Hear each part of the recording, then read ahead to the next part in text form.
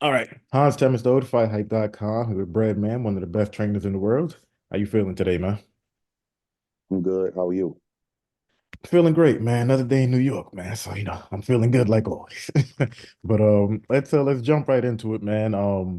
The one of the most shocking results in a little bit of time now. You're always really good at making picks. I know you was going with Devin Haney, but was any part of you just like, Devin could pull it off? I mean, Ryan could pull it off. Um, I I I did say that. First off, let me say this humbly. I was so wrong on that pick because I thought that Devin would win the fight, and I thought that he would take over in the second half of the fight. Mhm. So, the fact that Ryan had his biggest moments in the second half of the fight, um, very very impressive to me. So I got to give Ryan and Derek James their props, man, for locking in and pulling the fight out down the stretch. I did think that Devin had a shot. I mean, Ryan had a shot because they fought 6 times. And when you fight somebody 6 times, they may say the amateurs don't mean anything, but it is a comfortability factor of being in the ring with the guy. And and so the normal filling out process and the nerves and all that kind of stuff, is not as prevalent when guys have fought that many times before they know each other. So I thought Ryan had a shot early in the fight to jump on Devin and hit him with something that he couldn't recover from, which he did. But I thought as the fight went on, that Devin would kind of like take over because he's like the more consistent fighter, which did happen a little bit because he started getting into his groove and start winning rounds. But Ryan adjusted, and when Devin got a little bit of momentum, he took it away from him, and he started landing those big hooks again because he landed a couple early. Devin kind of got his groove, and then Ryan started landing them again. I think it was the seventh round, and after that, it was Ryan's fight. So the I did think Ryan had a chance early, but it didn't play out the way that I thought it would go. I thought that Ryan would be the um, get the advantage early, and then Devin would take over. Ryan got the advantage early. Devin started taking over, and then Ryan took over again, which was shocking to me. He grew from the tank fight. You got to get a kid credit. He's been in there with two monsters, and he grew from it. He fought an inconsistent fight. It was weird at times. He was turning his back, shoulder rolling. He was like moving, around trying to get a little breath. You could tell he was tired, but he persevered. And that was a it wasn't a great performance, but it was a great win.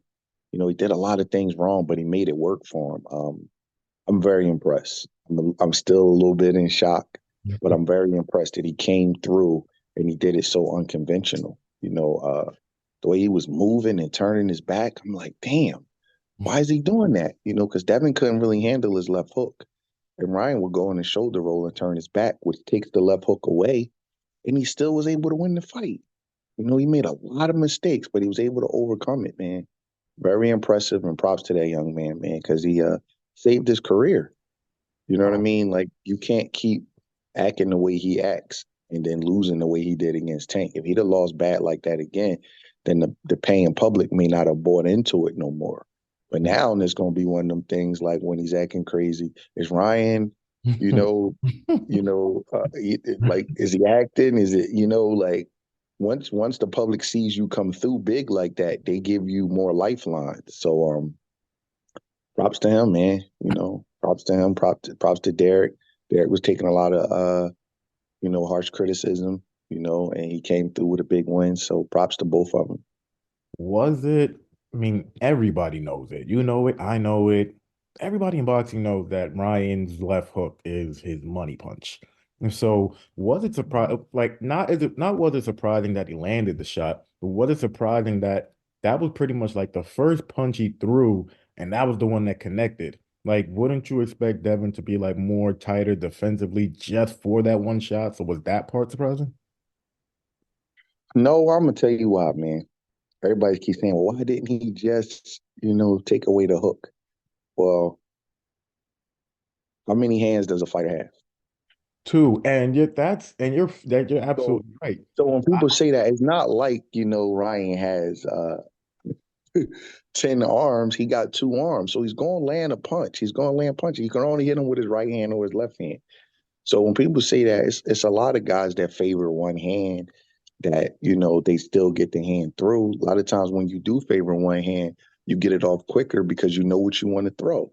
So, it's like saying, "Oh, how come they didn't stop Wilder from landing that right hand?" Well, it's not that just that easy. It's like, that's his money shot and he's going to land something.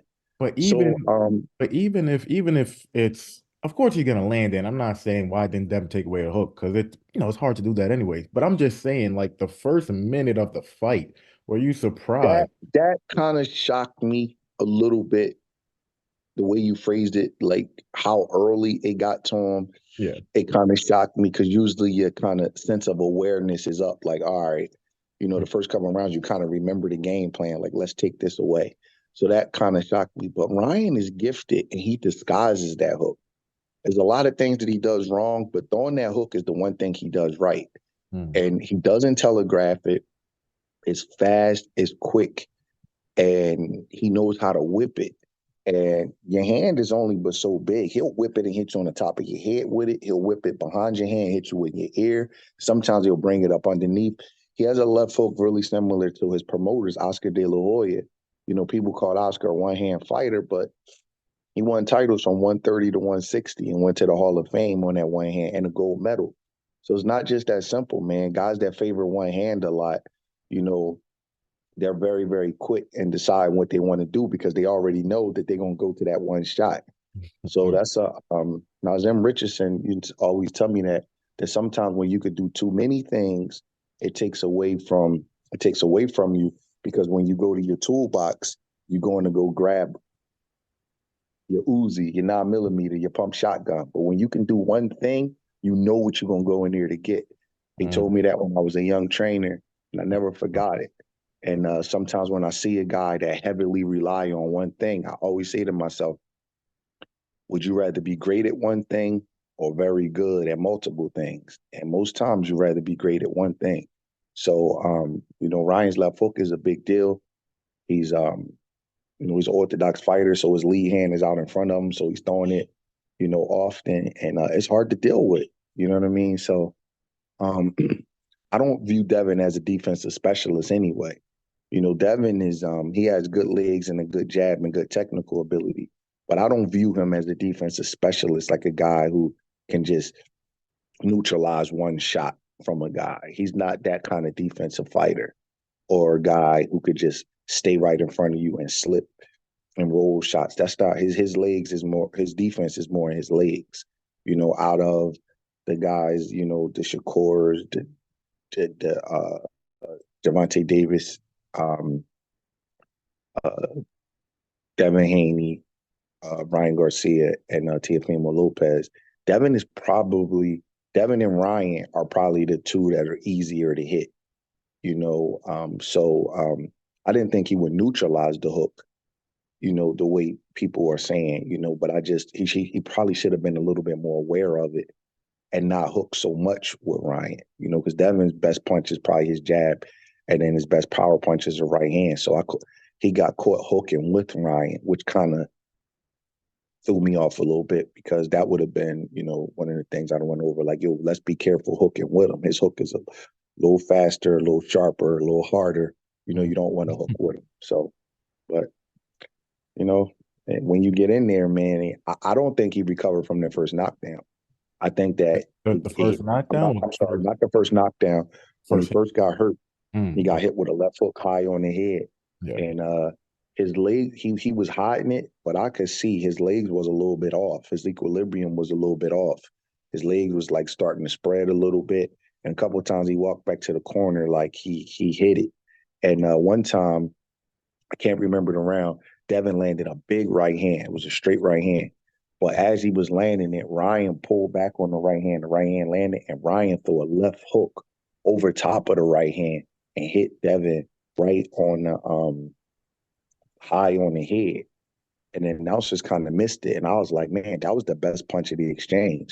Ryan got real unique ability where when you throw in your right hand and I wouldn't even recommend any fighter do the average fighter do it. You got to have special reflexes to pull that off.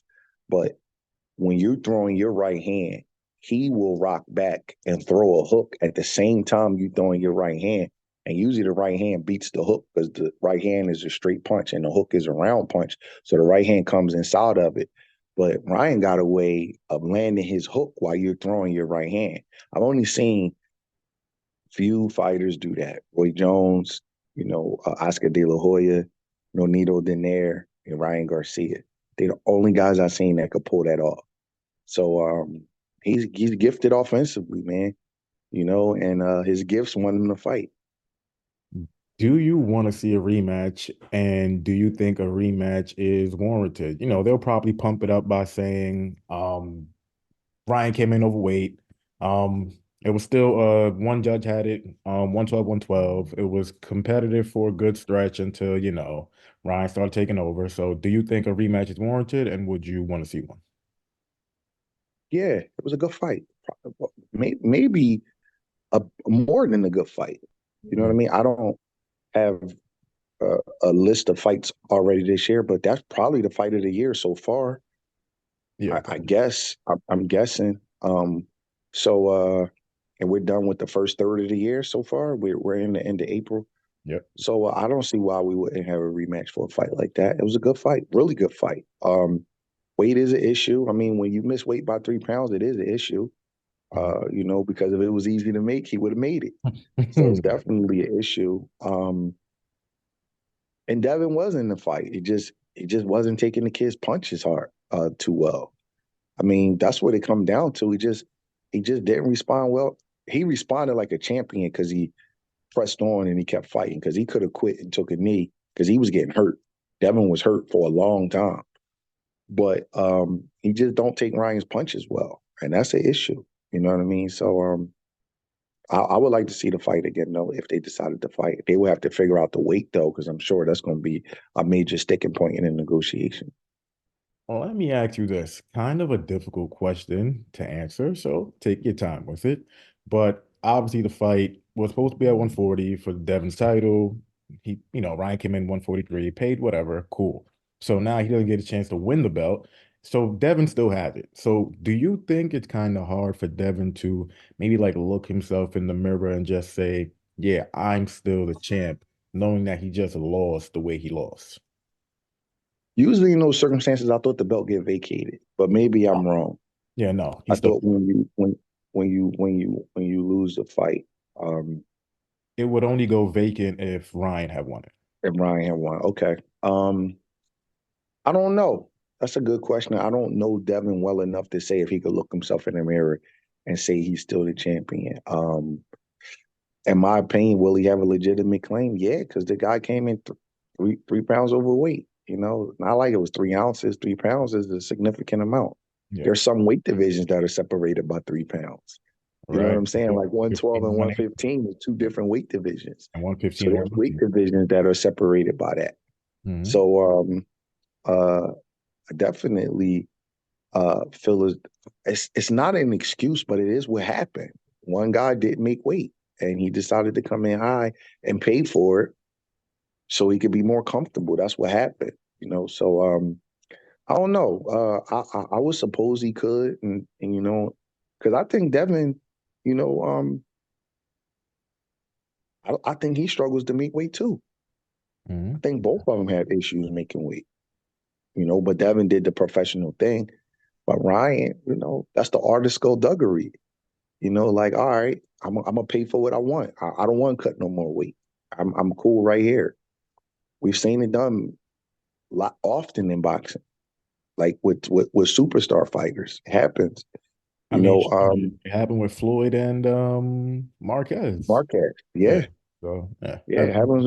And here's the thing. Listen, it's a good trick Mhm. because when a guy been going through training camp and he has all these expenses, and then he thinks he's gonna make a certain amount of money, most fighters are like, I'm not going to say arrogant, but they like confident people. They like, well, fuck it, I could beat him anyway. Let's Mhm. fight. Pay me, and we gonna still fight.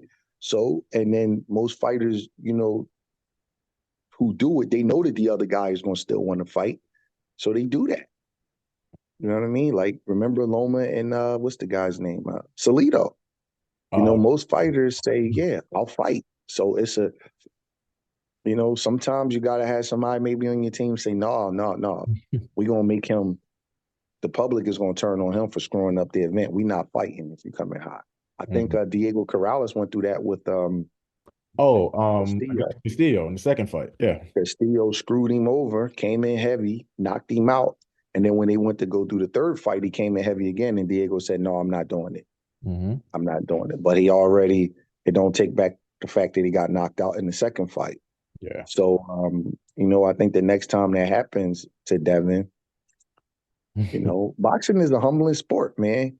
It's very, very humbling. When you haven't lost, you believe that you can go through anything.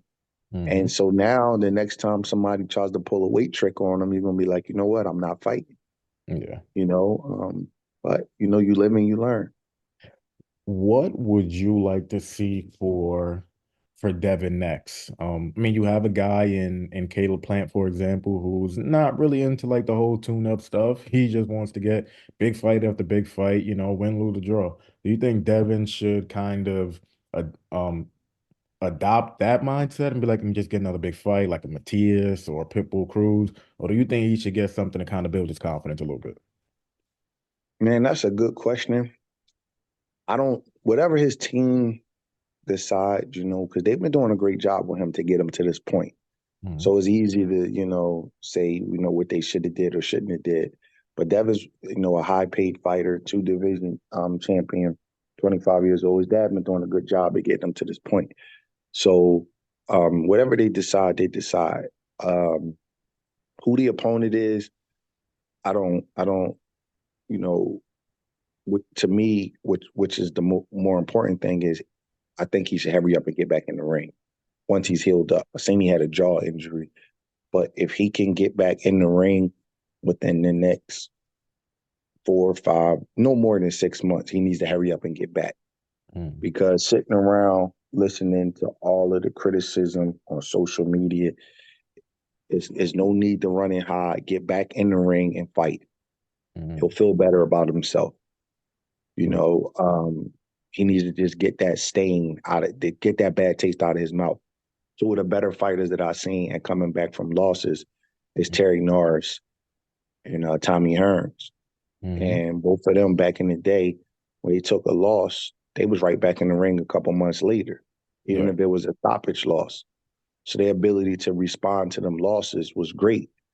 These guys, they lose, they take off a year, 2 years, and they sitting around social media and they taking all of the Mhm. the abuse from everybody saying what they should have did or shouldn't have did. And it starts to have an effect on you. It messes you up mentally to keep hearing all of the things that you supposedly did wrong. So I think he should hurry up and get back in the ring and fight. All right. Have to ask you something a little absurd. I'm not even gonna say it's absurd. I have to ask you something that you're gonna know very well. So, Ryan's down to fight anybody, and he was just like, "Boots, 147. Let's run it." So, what? I see the smile already. So, what do you think? Is that like a competitive fight? Ryan has, freaky speed and things like that, but is it competitive? And how do you see that kind of shaping out? And is it realistic? The thing about what you asking me, right? Hmm. Me and you have talked about this off the record about, how good Ennis is, right? Hmm. We've talked, we've talked. I've seen you in Philly, right? For sure. Ryan just beat a guy that's a top, what, 5 or 6 pound for pound fighter? For sure. All right. So forget about rankings, forget about all the, who made more money and all that. Ryan just came in at 143 plus. So Hmm. he's basically a welterweight. Hmm. And you asking me, will him and Boots be competitive? Hmm. That's how good Boots is. Hmm. Because even though Boots is not in the top 5 or 6 pound for pound like Devin was, you still asking me will him and Ryan be competitive, because your eyes and your instincts tell you that Ennis is a little different. You wouldn't ask me if Ryan would be competitive with other guys at 147. But you asking me that particular guy because your eyes and your instincts tell you that even though he may not have had the big victories on his resume, that he's a little something different. So That my answer to you is that all fights can be competitive because you never know who's going to show up. hmm But Ryan better not fight him. That was a And I good. don't believe that his team would allow him to fight him coming off of that kind of victory. He does have a right to milk his victory a little bit. The man has fought Gervonta Davis and um, Devin Haney. Devin Haney within a year of themselves. That's major fighting. That's something nobody else is doing. So if he took a little bit of an easier fight, his next fight, who could actually be mad at him? Who could say anything to him? Yeah. But I don't think that his brain trust and the people that have a financial and emotional vested interest in him will let him go right to Jaron Ennis because he would probably get hurt, Mm. and it'll mess up their money. You know what I mean? So I don't think the people around him be like, come on, man. Like one thing to say it, but come on, really? Do you really want to fight him? Yeah. So I mean, those are off the record conversations that people have. You know what I mean? Like that's you don't want to fight him, man. You know Yep. what I mean? A little different. Like A had little a lot of different. trouble with Devin. Let's. I'm talking about rounds one, like who won the most rounds. I thought I have no problem with Ryan winning the fight, but Devin, it was a close fight despite Devin getting hurt about 6 or 7 times and dropped 3 times. Hmm. Ennis is a whole different animal. Yeah. You know, um, just a whole different animal. He has Ryan's level talent, but much better fundamentals, and he's stronger and bigger and better defensively. I'm not even talking about the offensive firepower. Yeah. You know what I mean? So it's just different. It's just a different fight. You'll see. Tom tells everything. You'll see. I mean, and Ryan Garcia takes the Ennis fight next, then I salute that young man. He's a gun. Hmm. He's a super killer gun, and he's one of the most bravest fighters of this era Mm. because he don't have to take it. He's a walking ATM. He don't have to fight him. So That's if he was to do that, I would give him major props. it. Like that would be man. That would be beyond me knowing what I know about the business side. Most people would tell Ryan to go steer really clear of him. So Mm. if he was to take that fight next, that's all I can say. I would be like that young man right there is he's a guy as we call it. He's a guy right there. That dude right there is special as far as who he's willing to fight and who he's not willing to fight. And I'll It, just leave it at that. I know that you would obviously pick Duran just like a lot of guys, but is there is there like a few things where you'd be like, nah, I'm picking Duran, but he's really got to like worry for that speed. He's really got to worry for that hook, those type of things. There's always something that you got to worry about in the fight, Hmm. and that's what people when they pick fights in absolute terms, like this, there's no way this guy gonna win and no way that guy gonna win, and then it don't turn out that way. Then you find yourself looking for excuses. I would say that I think Jaron Ennis will stop Ryan Garcia within 4 or 5 rounds. That's my honest opinion. But sure, he could lose. Anybody could lose a fight. Jaron he's a human being. He could lose the fight. But You would I pick him to sure? lose the fight? No. You sure I he's would human? pick him to stop Ryan Garcia. You sure he's human? Oh, some of the stuff I don't seen him doing in the gym. Oh, I don't know, man. Everybody's human, man. He's a special fighter, but everybody is human. If Roy if Roy Jones could lose, anybody could lose. That's a fact. All right. So, what do you kind of think? Like after the fight, everybody was like giving Ryan his props, giving him his flowers, and rightfully so. Shakur Stevenson is another guy who, was hoping that he would get that fight. I would assume he'd probably have to like move up and things like that. I assume before the fight you wouldn't pick Ryan over a Shakur or certain guys, but now would you see Ryan beating like a Shakur? Would you see him beating a Teofimo Lopez, a Matias? Like out of like those three guys, or even like a Pitbull Cruz, do you see Ryan beating all of those guys, or do one or two of them just a little too much? Um, I don't think he would run the table, but I don't think the table will run him. Mm, I don't think he'll lose all four fights. mm, They're gonna be dealing with a very confident fighter now. He could say, "I've been in there with Tank. I've been in there with Devin Haney, something that none of y'all other guys have done. I've mm. been in there with both of them in real fights without headgear." So you're gonna be dealing with a super confident Ryan Garcia at this point. So I don't expect him. I wouldn't expect him to get shut out versus all four of them. And if you can't hurt Ryan, you're gonna have some trouble out of him. So If you can't hurt him, would Shakur have some issues with him? Because like maybe like sure, discrepancy? Would who would sure you he pick? would. Who would you pick You in that? don't, you don't want to get hit with that. Yeah. Ryan throwing that heat, bro. Yeah. That Joker can punch, and he's fast. Sometimes people mistake his legs are a little straight. He acts a little crazy. He got his hairstyle. So sometimes that takes away from his threatening demeanor. If he was bald headed with a bunch of tattoos and walked around all mad and shrugging his face, then he would have a more intimidating presence. But because girls like him, he's a good looking kid and he's always smiling and laughing and stuff, people kind of don't equate that with him. But he can hurt you. He Hmm. has some of the most brutal knockouts, coming up out of all of them. You know what I mean? Like when he was coming up on ESPN, he was clocking people. Hmm. Uh, so sure. Like I mean, I'm not saying I would pick him to beat Shakur, but he's big. He's much bigger than Shakur, and Shakur wouldn't want to get hit with that. You know what I mean? He has a height advantage, and for as good as we've seen Shakur defensively, we have seen him in some tough fights. And I think it was the De Los Santos? De Los Santos, and there was another tall guy that he fought that kind of troubled him. Can't remember his name, but he was like coming up. He was a tall guy, and he just kind of just was just like, you know what? Let me just box and win this Not fight. Nakatalia. Okay, yeah, it was tall dude that could punch, right? Hmm. So Yep. we've seen him go in that mode versus two punchers, right? Hmm. It was an African guy, if I'm not mistaken, right? African. Yep. Hmm. Yes. Okay. I apologize to the brother. I couldn't pronounce it. I couldn't remember his name.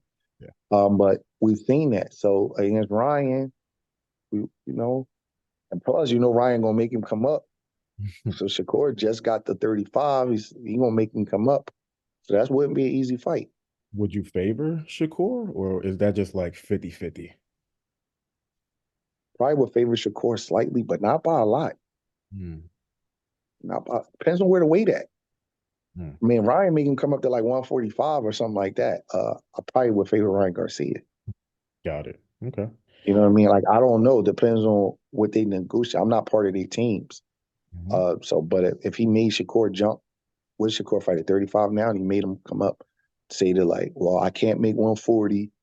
I'm the A side. Let's fight at 145. I don't know who I would favor. I Yeah. really don't. You know what I mean? That kid's punching, man. He was hurting Devin. Yeah. Devin looked like he was concussed for a long time. Did you see how he jumped up on the ring apron after the fight and like stumbled a little bit? He was hurt, man. Yeah. You know what I mean? So I don't know. We will have to see. Let me ask you one last question. Does a Gervonta and Ryan Garcia fight rematch end differently if it's at 140 pounds, or maybe Ryan is still probably the B side, but he's probably like a little higher than a regular B side. So if it's like 141 and no rehydration clause, both guys are good to go. Who you got in that one in the rematch? Um, I mean, you still have. I would still lean towards Javante, but you're just gonna be fighting a more improved version of Ryan Garcia.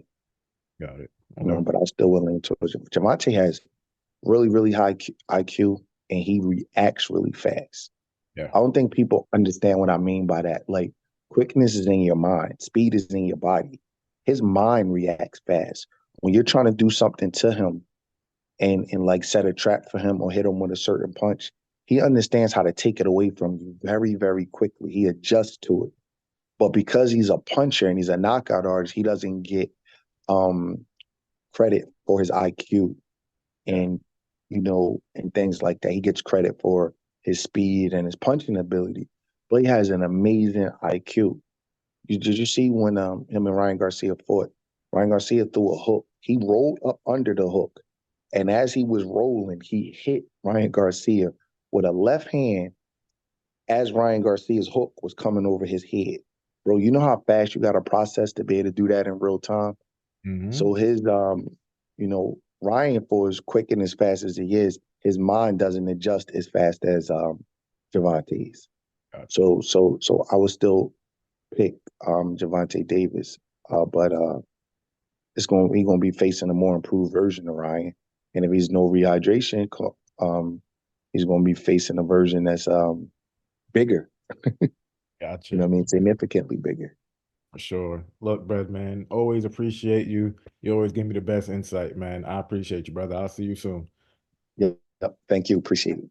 Oh, wait a minute. I just realized we got the 76ers, we got the Knicks. Don't let the Knicks win, man. I'm talking crap to you all day, every day if the Knicks win. Now I want to hear nothing but Embiid being hurt. I don't want to hear it.